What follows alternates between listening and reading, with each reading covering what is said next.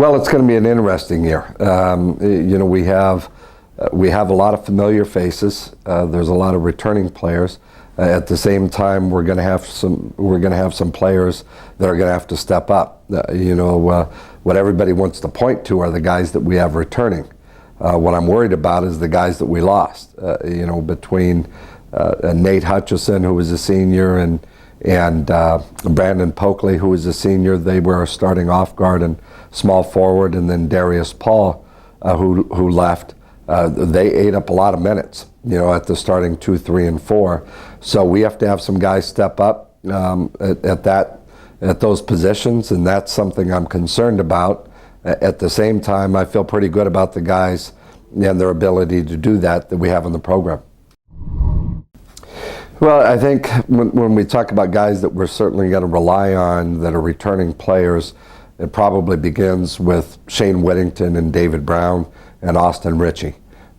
Shane really came on strong last year for us and had a breakout kind of year and has really had a tremendous summer as well, getting ready for this year. David Brown, although he didn't return until conference play last year, is completely healthy, at least for now, and also shot the ball real well for us and played great defense and knows our system. Those two guys have been in the program now for 5 years, so that part of things really helps. And then Austin Ritchie, returning for his junior year now, has played the point guard spot, really had a great summer, and I think is ready to step up and fill a huge role for us. As far as the newcomers, we don't have a ton, but I believe that Tucker Heyman is a freshman from Seattle, 6'5". He's probably the most college-ready player that we have relative to his strength and his body.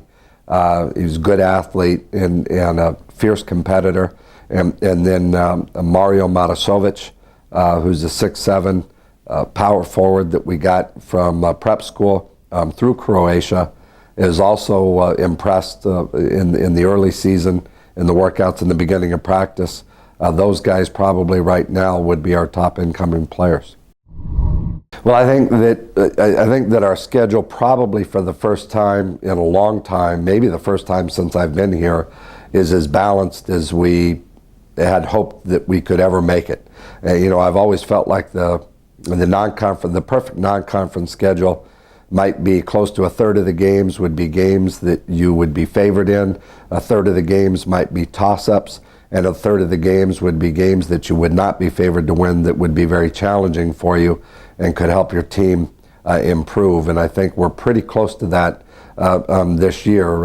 You don't want to take anything for granted one way or another, but I think it'll be a very challenging schedule, and a schedule that we always try to compete with one idea in mind, and that is to help us prepare for conference play.